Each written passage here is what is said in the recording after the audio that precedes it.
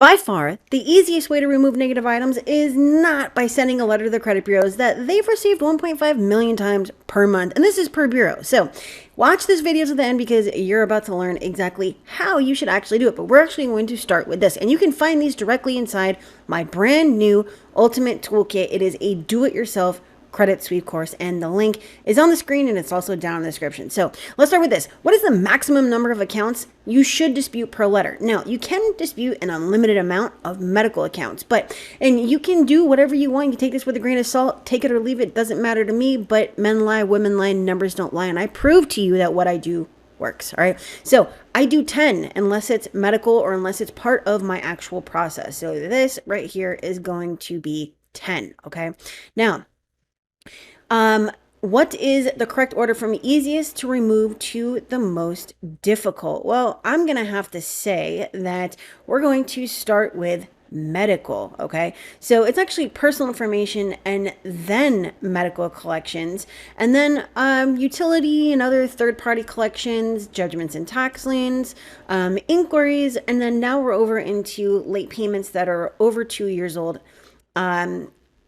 And then late payments that are less than 2 years old, and then debt buyer collections, then charge-offs, then foreclosures and repossessions, then student loans, and then bankruptcy. Now, why is it like this? Well, if you didn't know, there's certain things that are easier to remove, and there's certain things that are more difficult to remove. Obviously, medical is going to be easier to remove than, let's just say, a bankruptcy, and that's for obvious reasons. Least impactful versus most impactful to your credit report, all right? But they are likewise very, very important to remove, okay? Now, many people come to me after disputing online. It's not the end of the world, but it doesn't make it more difficult. So is this true or false? You should never dispute online because you give up your rights under Section 623 and Section 611. These rights are important because it includes your ability to sue for a violation, right to receive results of investigation, and right to fight reinserted derogatory information and failure to investigate. You also make it easier for the bureaus to automate the investigation because you submit a dispute directly into their system.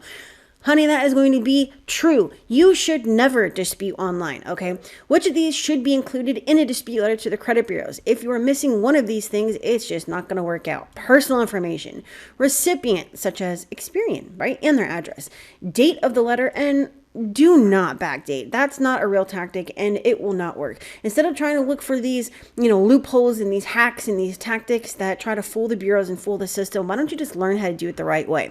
And you can do that by jumping into this course. It's only $149 and you get instant access, all right? 2 to 3 sentences that explain why you are writing your letter, what outcome you seek, and what expectation you have from the letter.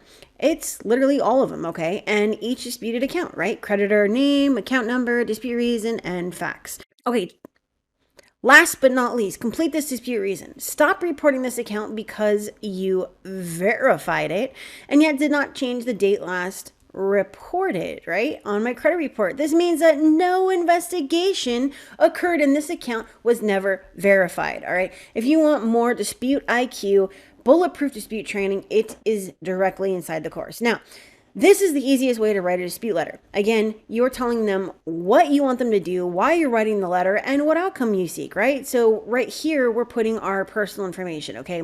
That's name, date of birth, address, great stuff like that. The date goes right here. Don't forget your social in there, the bureau, whoever you're writing, and then intention of the letter. Why are you sending it? For record keeping, this is my first letter to you. I'm requesting an independent investigation into the following, accounts or personal information, because it or they is reporting inaccurately, in violation, incorrectly, and needs to be updated, removed, corrected. My credit report was pulled from, where'd you pull it from? Annual credit report, which you shouldn't. Identity IQ, smart credit, and I see multiple entries that are wrongful and hurtful to my credit score. So what outcome and purpose does your letter have? What do you want them to do?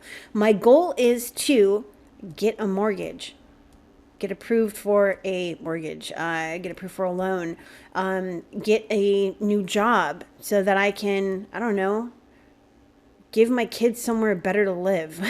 Please investigate each of these accounts and ensure the accuracy of my entire credit report. I would appreciate a new credit report be sent to me detailing the outcome of your investigation and any deletions or updates per my request below. I want to make a note here. You can literally say, these accounts are incorrectly reported. These accounts are falsely reported. These accounts are in violation. Delete them. You can choose one of those things and just say it and then put the accounts below it. You don't have to put all that stuff in here. I'm just giving you a structure that you can use on every single letter, okay? And then iterate that this is a consumer authentic factual dispute. So each of these accounts list facts, and the facts are taken directly from my credit report. If you disagree with my findings, please send me documentation to support your claim of accuracy. It's really simple. We put the creditor name here, the account number here, and then we're going to use the Agero dispute reason and write our dispute reason. And that's it. Okay, thank you for taking the time to read my dispute letter and investigate. Your name right here. All right, and then your letter is going to end up looking something like this. Okay, so again, we have our information up here at the top: name, address, date of birth, social, date, bureau. This is your full and total paragraph. Then we have our disputed accounts, we have a closing, and then we have our name.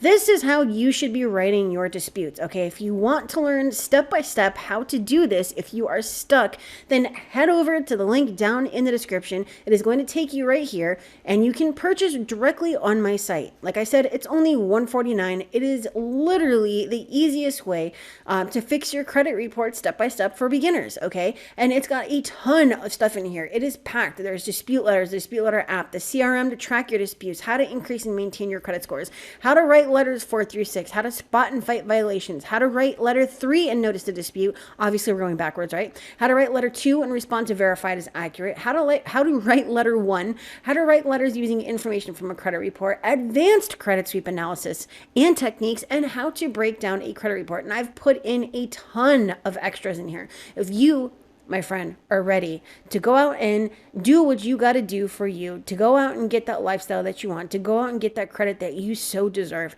then either watch my 1,300 some odd videos. It's somewhere between 1,200, 1,300 going back 9 years. Or schedule a call with me to see if I can do the credit sweep for you at my740.com, or check out this wonderful step-by-step paint by number system. All right, gotta love numbers, because again, men lie, women lie, numbers don't lie.